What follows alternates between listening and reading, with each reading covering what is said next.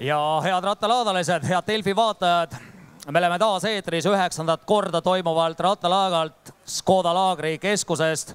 Kell on täpselt nii palju, et meil on võimalus siit lavalt peale minna nüüd mehega, kes on juba üht-teist teinud. Nii et Kalev Kruus lõpetas sõnadega, selle mehe finišit vaatas 80 000 pealtvaatajad ja laval Raivo E. Tamm. Tere tulemast, Raivo! Tere! No nii, Raivo! Sinu jaoks on tehtud, Kalevil on ees, Ironman 2019 on ees, sinul tehtud. Mida sa nüüd tunned, kui see tehtud on? Vaatad tagasi, kui tihti vaatad tagasi? Pigem ikkagi juba vaatan edasi. Et mingid asjad lähevad üsna ruttu meelest ära ja nii nagu öeldakse, et elu läheb edasi, nii see elu edasi lähebki, et tegelikult tuleb ikkagi kogu aeg ettepoole vaadata, et mis saab edasi. Et nagu on selline sõnakõlks, et tähtis ei ole see, mis juhtus, vaid see, mis nüüd edasi saab. Raivo, aga mis saab edasi? Ja täpselt samamoodi istusime maha minu treeneri Ain-Alar Juhansoniga ja oligi küsimus, et mis nüüd siis edasi saab. Ja tema oli mind valmis igati toetama ja aitama, ükskõik mis ma siis iganes edasi teha tahan. Ja selge on see, et ma mõtlesin, et ma ikkagi väga tahan seda asja edasi teha nii treeningute mõttes kui siis ka võistlussporti. Et tõepoolest need Ain-Alar Juhansoni korraldatud triatloni võistlused on olnud äärmiselt meeldivad, see õhkkond on väga meeldiv, korraldus on ikkagi täiesti maailma tasemel ja et ma ei näe ühtegi põhjust, miks nüüd kõik see asi ära lõpetada, et ma tahan seda jätkata ja võistlussporti teha ja suuremad asjad siis ikkagi ära teha, et noh, see Ironman Tallinn, see tuli ikkagi üsna ootamatult, eks ole, põhiliselt oli ikkagi ju esimene eesmärk oli läbi teha siis see poolpikk Ironman Otepääl. Ja kui see sai tehtud, siis järgmine eesmärk tuli Ain-Alar Juhansoni poolt, et äkki jätkaks seda projekti ja läheks täispikale, et see tuli nagu ootamatult, eks. Aga ma ikkagi ta siis ära tegin, see ettepanek oli ahvatlev, ei öelda, ma ei oska. Aga nüüd sel aastal, kui mulle anti vabad käed ja oli küsimus, et mis sa edasi tahad teha, siis ma mõtlesin, et midagi ma kindlasti tahan, Otepääd ma tahan teha, sest seda ma olen nautinud, see aasta ma juba nautisin, esimese aasta kohta ei saa võib-olla seda öelda, aga see aasta ma tõeliselt nautisin seda võistlust ja siis seda täispikka Tallinna Ironmani ma nii väga ei nautinud. Seal oli ka ikkagi üsna raskeid hetki, ja siis ma mõtlesingi, et seda Otepääd ma teeks siis 2019 jälle, aga et seda täispikka Ironmani võib-olla rohkem enam ei hakka torkima. Sest ma tunnen, et see lõpus see maratoni jooks ei ole päris minu ala. Et see on nüüd tehtud ja mulle on öeldud finišis, et ma olen Ironman ja las ta siis olla. Aga kohe Ain-Alar Juhanson, ega tema pikalt ei mõtle, temalt siis kohe tuli see mõte, et aga äkki paned meeskonna kokku. Ja tõepoolest ma selle peale ise ei olnud üldse tulnud. Ütles, et võtta mõni veel tuntud inimene endaga kampa ja siis tuligi see idee, et teha siis nagu teatri inimestest see Ironmani võistkond ja ma teadsin, kuna ma osalen etenduses ka Rahvusooperis Estonia, seal ma olin lava taga näinud, et on üks selline Saaremaa tüdruk Triin Ella ooperilaulja, kes oli mulle korduvalt rääkinud, et tema osaleb avavee ujumise võistlustel Eestis. Siis see oli mul meeles ja temale ma helistasin ja siis jooksjaid ma mõtlesin, et näitlejate hulgas on küll ja ma tean, et mingi hetk oli see maratoni buum. Aga no see kõige kõvem mul nagu hetkega kohe meelde tulnudki, selle siis Kalmar Kurs pakkus välja, et no aga võtta Tiit Palu jooksma. Ja täpselt nii oligi, et nii kui ma helistasin Triin Ellale ja helistasin Tiit Palule, siis kumbki, noh nemad ju teadsid ka, millega mina olen tegelenud ja nad kumbki ei mõelnud praktiliselt nagu hetkegi, et olid koheselt nõus, et panimegi siis võistkonna kokku ja me olimegi, pärast tuli välja, et kõige esimene võistkond, kes ennast juba siis sinna Tallinnale kirja pani ja meie võistkonna nimi on Ooper Teleteater, et kõigepealt siis ooperilaulja Triin Ella ujub ja siis mina sõidan ratast, mina olen siis telemees seal keskel ja siis teatrimees ehk siis Vanemuise Draamateatri juht Tiit Palu jookseb siis lõpuks maratoni. Aga mis mees sa tegelikult oled? Oled sa telemees, teatrimees või spordimees? No tegelikult siis ikkagi võib ikkagi öelda, et nii üht kui teist, et terve mu elu ja ütleme selline tööinimese karjäär teadlikult on kogu aeg olnud seda, et ma teen nagu palju asju korraga ja erinevaid asju ja kõike. Et kui ma ikkagi teatrikooli lõpetasin, ma tundsin kohe, et ma ei taha olla ainult teatrimees, et ma tahan teha ka midagi muud. Ja meil küll teatrikoolis öeldi, et see, et sel ajal seriaale ei olnud, aga olid telelavastused. Ja minu õpetaja Kalju Komissarov ütles, et see, et kuskil trammis sind üks tädikene ära tunneb, et ta nägi sind televiisoris, see ei maksa mitte küünemustagi. Et see, kui sind tuntakse ära teatrietenduste järgi, vaat see on õige kuulsus. Aga mina mõtlesin, et hea küll, ma võin ju selle meelde jätta, selle õpetuse, aga tegelikult kohe, kui ma lõpetasin teatrikooli, mina hakkasin kohe kõiki asju tegema. Ma hakkasin telelavastustes olema, filmides, kuhu mind iganes kutsuti, ma igale poole läksin. Õhtujuhtimised, igasugused, kas või toodete, kas või lõhnaõli esitlused, ma olen olnud esitlustel õhtujuht. Ma olen teinud seda hea meelega ja minu jaoks ei ole see altuura, et ma olen nagu teinud alati 100%. Ma olen läinud täpselt samamoodi nagu teatrietenduses lavale. Seal on ju samamoodi inimesed, kes mind jälgivad. Et ma olen teinud kogu aeg kõiki asju ja ma arvan tänasel päeval ka, et ei saa nagu lahterdada, et kas ma olen teatri või tele või spordimees, et samamoodi ma teen ka praegu kõike. Ja üritan teha kõike korraga, et teen ikkagi teatrit edasi, televisioonis esinen ja sporti ka teen. Loomulikult võib öelda, et kui sa teed nagu kõiki asju, siis sa tegelikult ei tee nagu mitte midagi hästi, eks ole, et oledki nagu natukene siin ja natukene seal, aga mind see ei häiri, et ma ise oma sisemuses ma tahan teha kõiki asju hästi. Sporti ilmselt ma teen kõige kehvemini, aga teisi asju, mida ma olen juba pikemalt teinud, võib-olla teen natuke paremini, aga ma arvan, et elu on ees ja sportlase karjäär ka.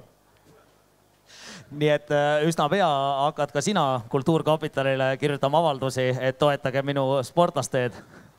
Jah, see on üks valus küsimus, sellepärast, et ma olen juba 2 aastat päris palju teatritöid ära öelnud, eriti suveperioodil, sellepärast kui on nagu võistlushooaeg, et siis ma tunnen, et kui ma nüüd ikkagi nagu teatrit teeks ja oleks proovis ja õhtuti etendustel, et siis nagu trenni tegemiseks aega ei jää ja 2 suve olen seda ära öelnud ja nüüd tänaseks päevaks hakkab see ikkagi nagu rahakotile juba tunda andma, et nüüd ma ikkagi juba hakkan nagu teatritöid ka vastu võtma, et jah.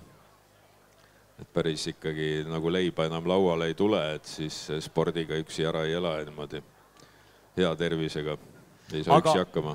Aga kuidas sa selle oma tööpäeva, kui sa teedki kõike, triatlon on ka kõige tegemine, 3 ala ikkagi selline kõige tegemine. Kuidas sa selle ära lahterdad, siis sul on proovid, sul Ain-Alar Johanson treenerina saadab plaane, mida siis sul kamraadid Märt ja Kalev loevad ja Kalev hakkab sul iga päev helistama, et palju ära tegid või kuidas sa tegid või mida tuleb teha.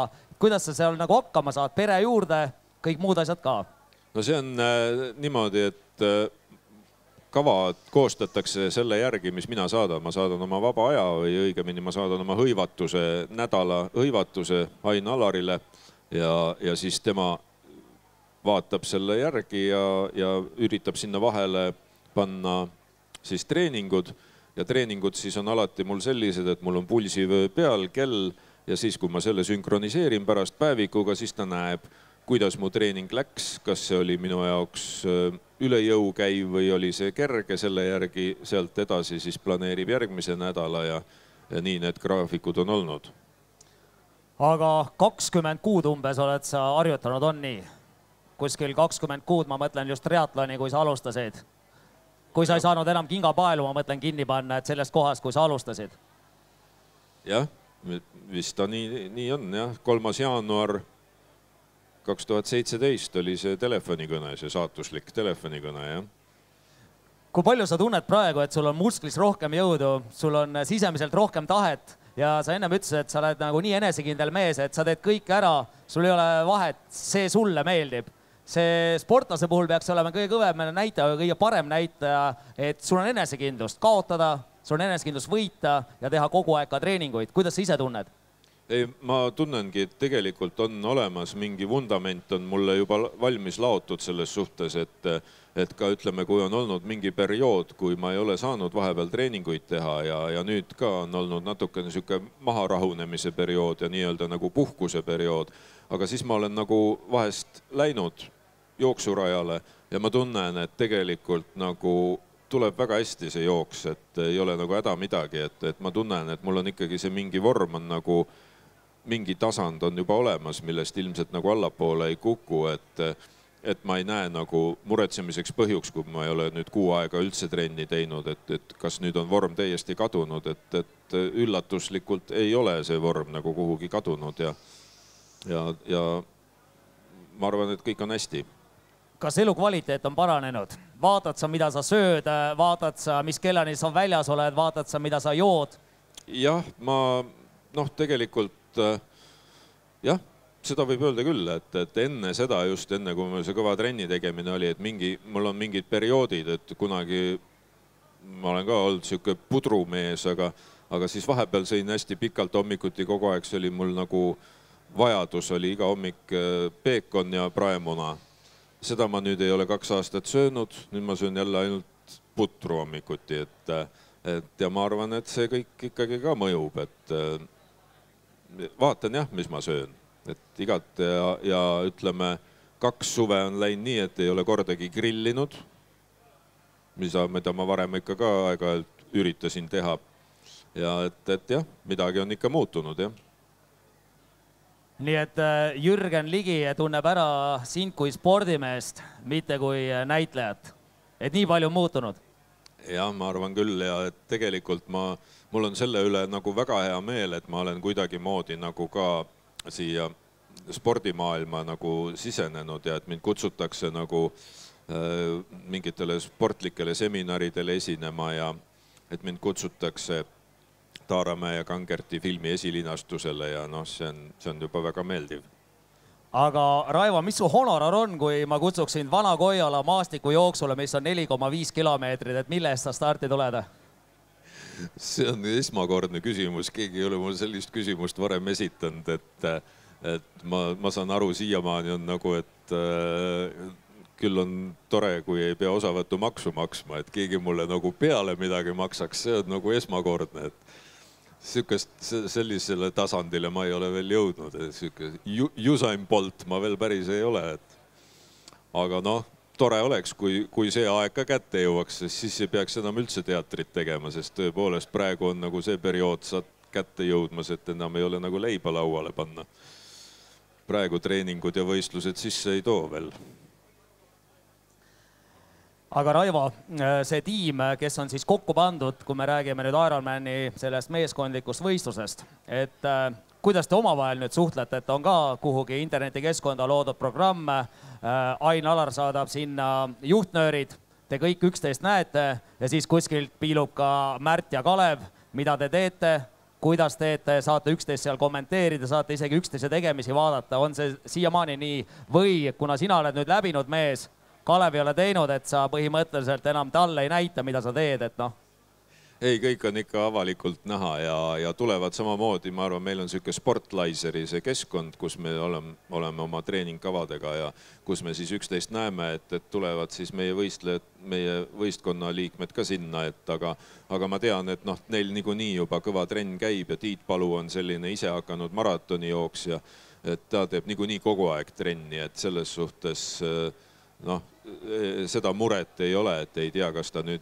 liigutab või ei liiguta enne võistlust ennast üldse, et ta teeb niikuinii kogu aeg trenni ja tema on jah, see nii nagu Kalev siin enne vihjas, et tema on meie võistkonna kapteni ohjad enda kätte haaranud ja tema pani eesmärgid paika, et mina lihtsalt kutsusin seltskonna kokku, aga tema on ikkagi peanäitejuht, et tema nagu asus kohe, võttis ohjad enda kätte, ütles, et norm või aeg, mille ette võtame, on 10 tundi võistkonnal. Mina ei osanud nagu selle peale midagi varem mõelda, et minu jaoks see läbimise aeg nii oluline pole olnud, aga tema ütles, et kohe on eesmärgiks, et võistkonna aeg 10 tundi ja finišis 150 000 pealtvaatajat otse-eetris.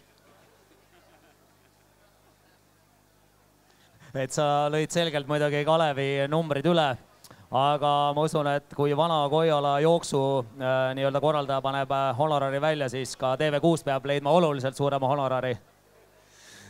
No, ma ei tea jah, see, et mind kuhugi jooksule meelitada, see honorar peab vist päris suur olema, et kuhugi rattavõistlusele ma olen ilma rahata nõus tulema, sest rattasport mulle meeldib ikka kõige rohkem ja sellepärast on ka täna siin väga tore olla, et see ratas mulle sellest 3 alast on hakanud ikkagi nagu kõige rohkem meeldima ja et neid treeninguid ma naudin nagu kõige rohkem ja siin tegelikult sai nagu mõeldud, et tänasel üritusel võiks ka selle uudise välja öelda, et rattasport mulle nii palju meeldima on hakanud, et järgmisel suvel ma olen ennast registreerinud etapile, Tour de France'i nii-öelda siis rahvaetappi sõitma.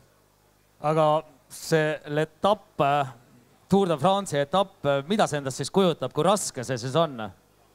No mina olen nagu printsiibist aru saanud, et see on siis Tour de France'i kõige raskema etapp tavaliselt võetakse ja kuhu lastakse siis nii-öelda asjaarmastajad peale, et näha nagu, et seda tõelist asja tunda, et mis see Tour de France endast kujutab ja mida need sportlased seal läbi elavad, et siis umbes nädal aega enne, kui see päris sportlased sinna jõuavad, lastakse siis need asjaarmastajad peale, aga see on ju täiesti nii nagu Hawaii Expressist minu esimese hooaja sponsor Priit Salumäe mu sinna aitas, et see käis ju kõik nii nagu sõrmenipsust, see on nagu rock-kontsert, et see nii kui see registreerimine algas, nii see kõik läbi müüdud oli, et ma ei tea, kas 15 000 osalejat või kes palju neid seal täpselt on, et kohe see läbi müüdud oli, et see on nagu,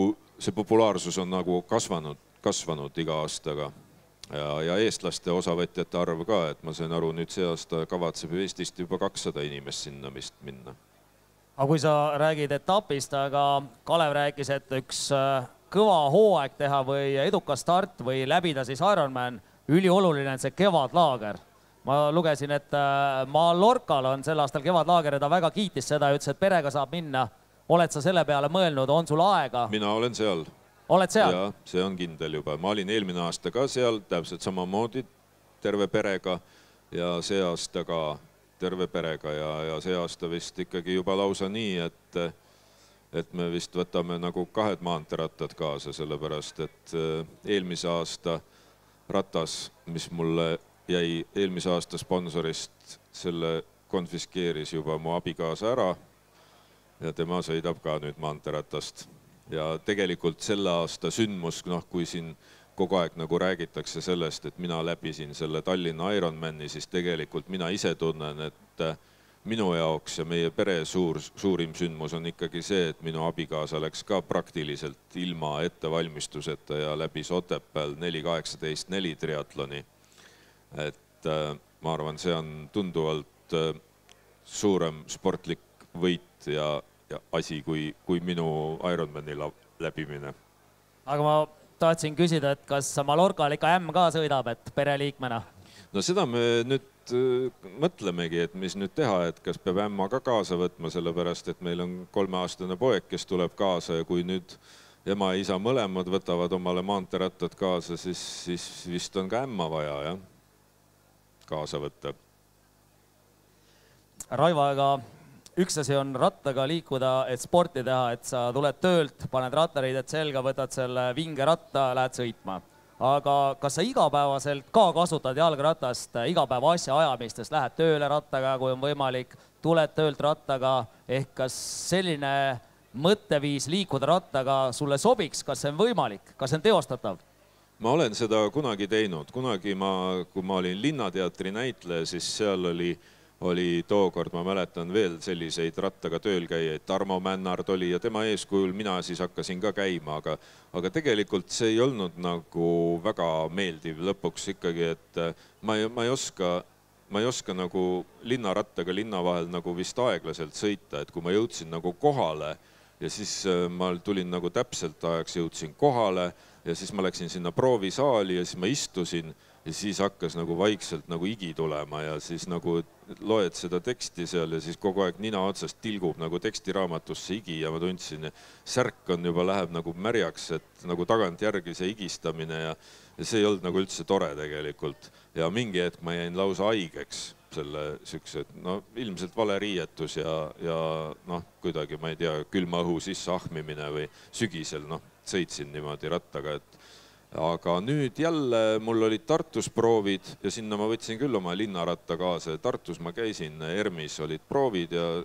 Tähtveres sõitsin linnarattaga, et seal olid natuke vahemaad nagu teised ja nüüd on mul nagu hoopis parem nagu rattasõiduvarustus ka, et dressid ja värgid kõik hoopis teised, et nagu tavariietega vändata ei ole nii tore, et selles suhtes ma ei ole nii hea linnarattasõitja, et tegelikult mulle ikkagi meeldib selle maanteerattaga rohkem minna, et tõesti tulengi koju, tulen autoga linnast koju ja nüüd just üleeile ma käisin, vaatasin, et päike paistab ja tõesti vaatasin, et pikk vahe on sees olnud, et tõesti tundsin, nii kui ma nägin, et päike tuli ja enam lund ei ole ja jääd ei ole, esimene mõte oli see, et täna ma võtan maanteeratta ja enne Taaramäe Kangerti filmi esilinastust tegin kiirelt 1,5 tundi maantee peal. Aga rääkisid jääst ja lumest, et suusamees oled. Ma tean, et 35 aastat tagasi oleks sinu järeltulev põlv sinna nagu lõppenud. Sul olid mingid Gruusia dressid, mis olid ostetud kuskilt turu pealt ja tegid endale nii-öelda laskumistel väheke liiga, et külmetasid enda ära. Tuul käis läbi sealt, kus ei peaks käima. Et oled sa nüüd endiselt suusamees?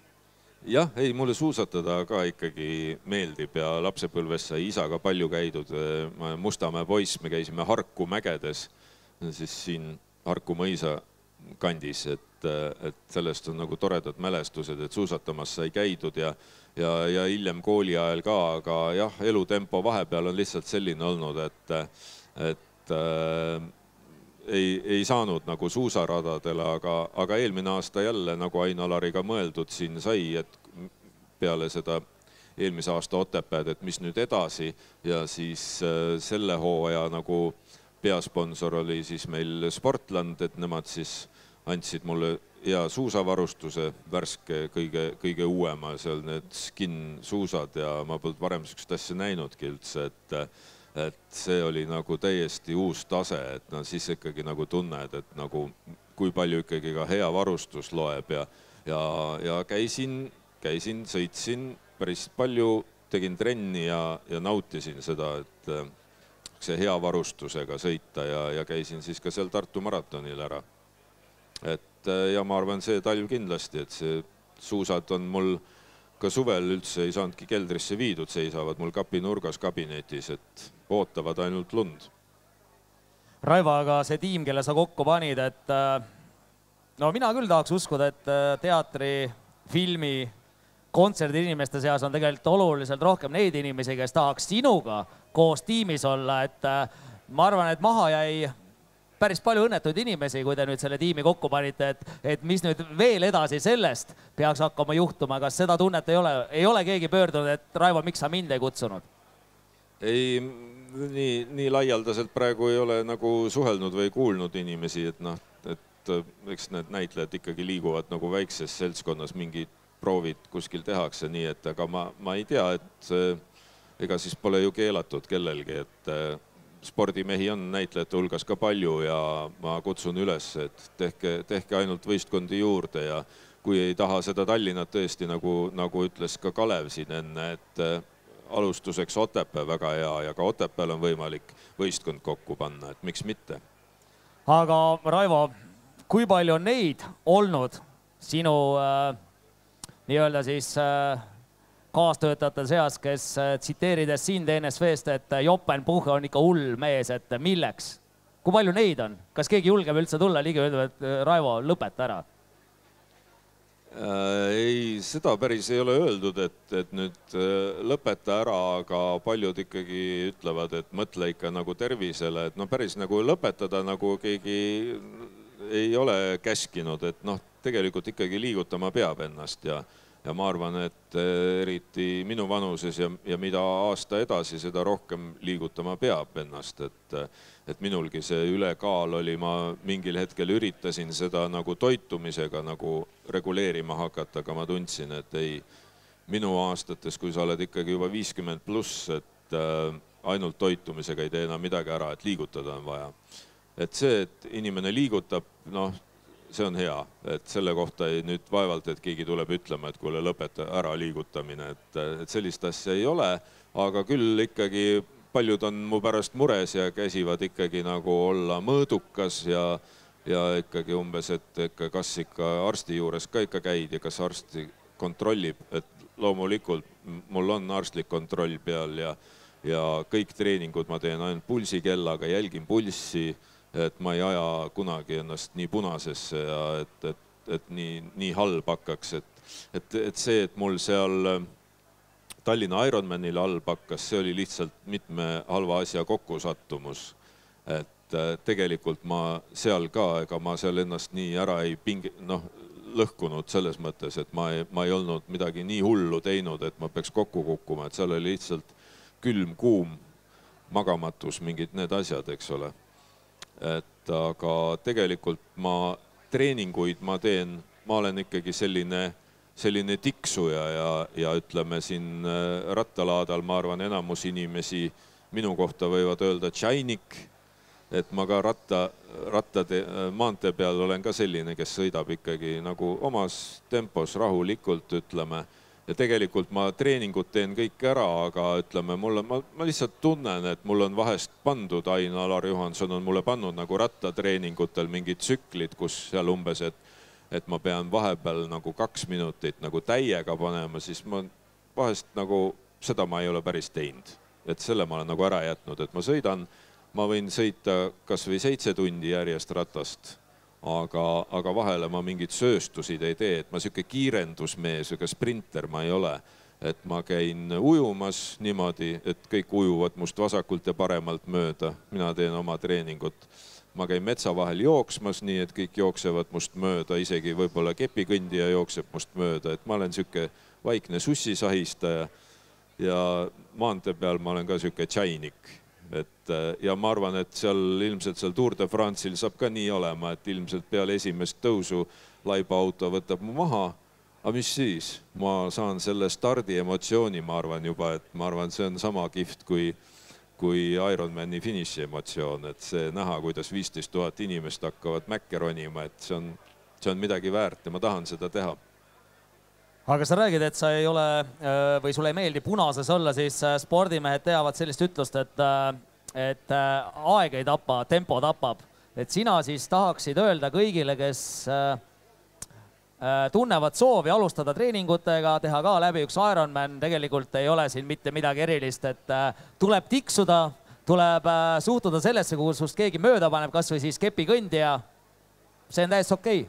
Aja oma rida. Jaa, täpselt nii. Tegelikult ka Kalev enne siin seda ütles ja kui ma alustasin seda, kui Ain-Alar mulle helistas, tegelikult esimene reaktsioon oli see, et ma hakkasin nagu naerma selle peale. Ma ütlesin, et kas sa tead, mis aastal ma sündinud olen ja kas sa tead, palju ma kaalun või milline ma välja näen, eks ole. Ja siis Ain-Alar ütles vastu, et aga ma toon sulle siis eeskujuks ühe 85-aastase nunna, kes teeb täispikki Ironman'e.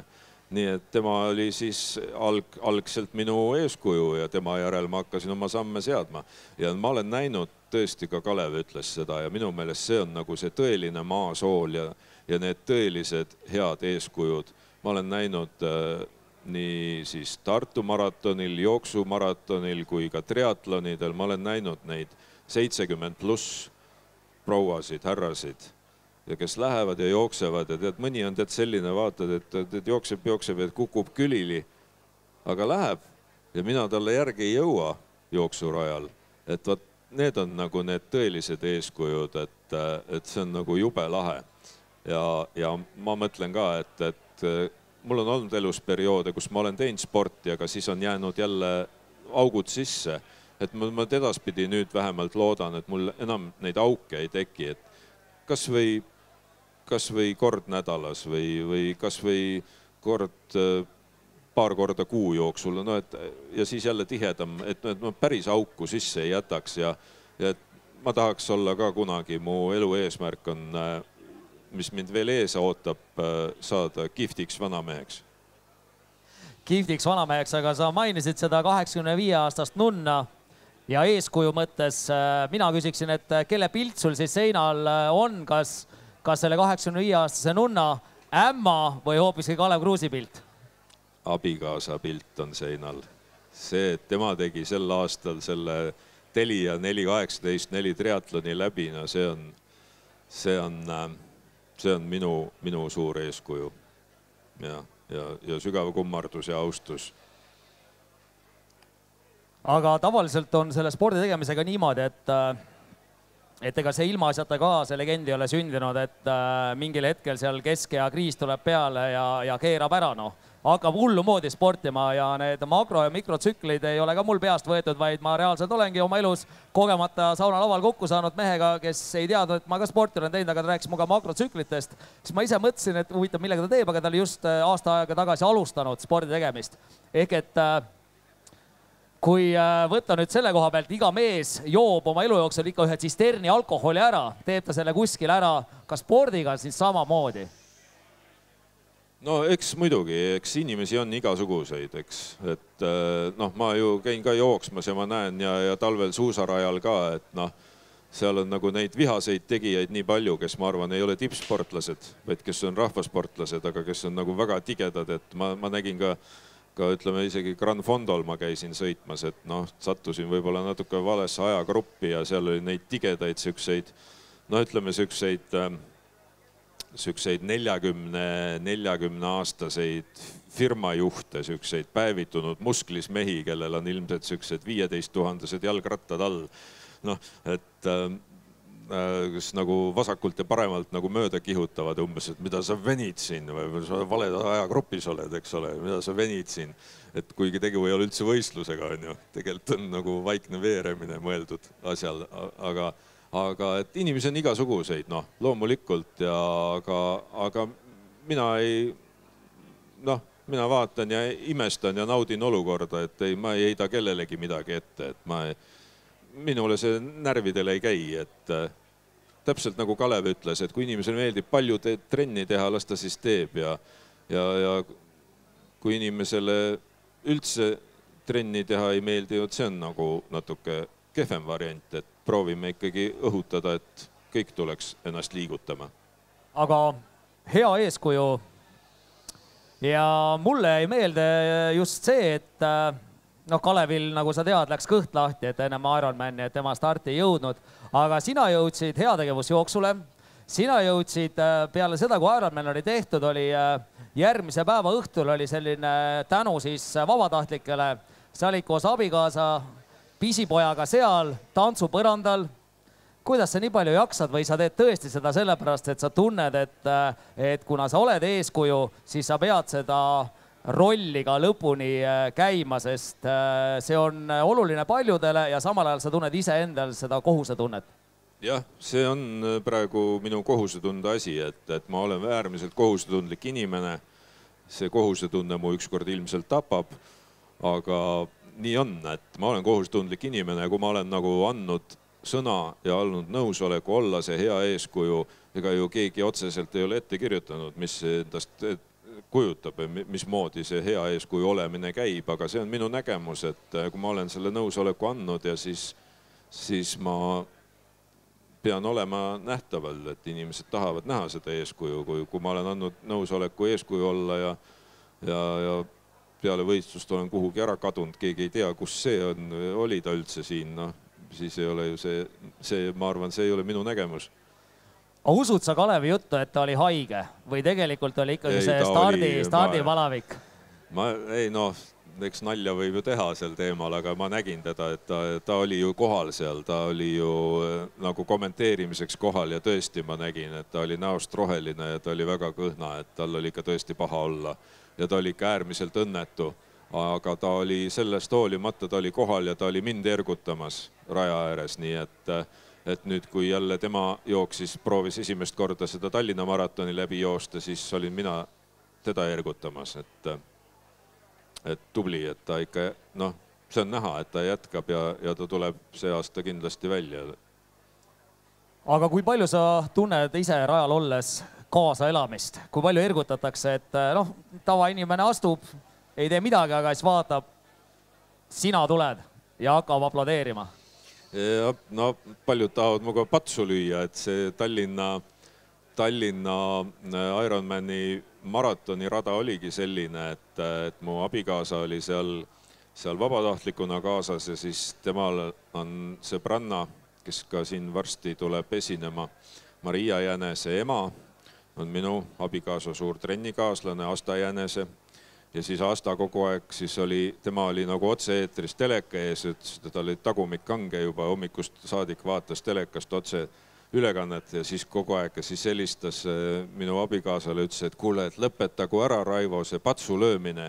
Et ükski sportlane ei tee niimoodi, ei löös patsu selle publikuga, et nad ju löövad su rütmist välja, eks ole. Ja siis vaata, nüüd üks läks teda täitsa õlale taguma, et umbes, et ei tohi lubada sellist.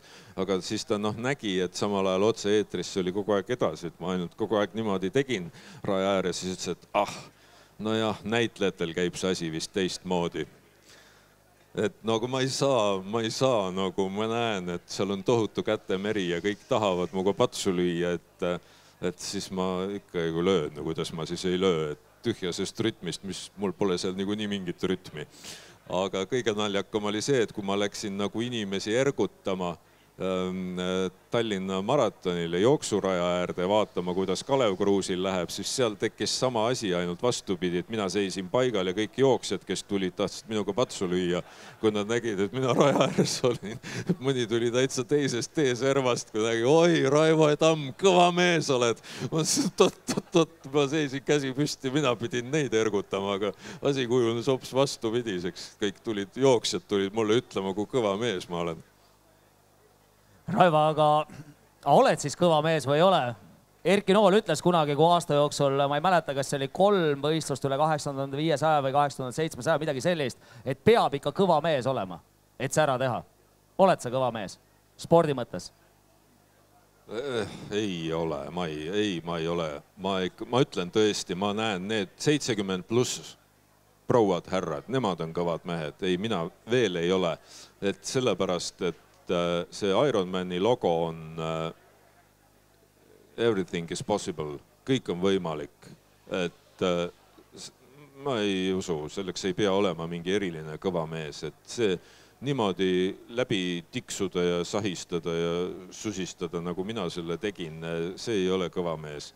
Aga mul on lihtsalt kõva tahtejõud, aga ma ju ei näidanud mingit kõva tulemust. Ma arvan, et kui ma oleks teinud, nagu Kalev siin ütles, et keegi tuli ja tegi seal umbes alla 10 tunni esimese korraga Ironmani ja see on kõva mees, aga ei, ma ei tee. Kui keegi mind niimoodi tituleerib, siis see on tema südametunnistuse asi. Ma ei ennast niimoodi küll ei nimeta, et ma olen ikkagi see, kelleks mind kutsuti, ma olen see hea eeskuju persoon ja mul on ülimalt hea meel, et see projekt on nagu hästi toiminud, et ma ei ole mitte olnud ainult 50-aastastele suurte õllekõhtudega meestele eeskujuks, vaid et ma olen kuulnud, et isegi koolilastele olnud suureks eeskujuks, et selle üle mul on kõige rohkem hea meel, et kõva mees või mitte, see ei ole üldse oluline. Aga Raivo, tänane trenn on tehtud või lähed tegema? Ei, täna on ainult siin, täna olen ainult siin ja tegelikult ma tahakski seda nagu öelda, et õudselt lahe, mis siin toimub, et see on nagu nii vapustav ja ma autoinimesena, ma olen olnud ju aastaid olnud autoajakirjanik ja ma tean autodest palju ja kõike. ja ma tean ka Škodast palju ja kõike. Ma tean, mis aastal Škoda asutati, et see on asutaja perekonna nimi on see Škoda, mitte mingi väljamõeldis, ma tean kõike. Aga tihtipeale ma mäletan seda, et kuidas inimesed kõik rääkisid, et Škoda pidi olema päris hea auto, aga tal ei ole nime, noh. Et tal ei ole nime. Et siis tulid mingid jutud, et nüüd on nende sakslastega ühendus, see pidi olema päris hea auto, aga tal ei ole marki, tal ei ole nime, eks ole, Škoda, ta ei müü, ta ongi sellepärast, ta ongi nii odav ka, et ta ei müü, et tal ei ole nime.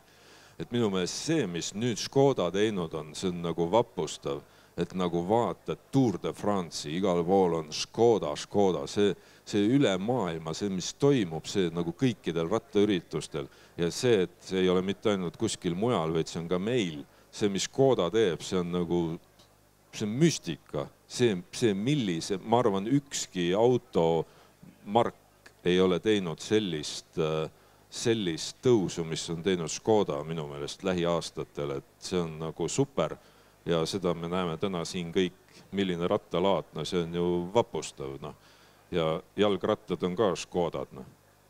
No nii, hea publikum, teeme suure aplausi, aitäh Raivole, aitäh Delfile.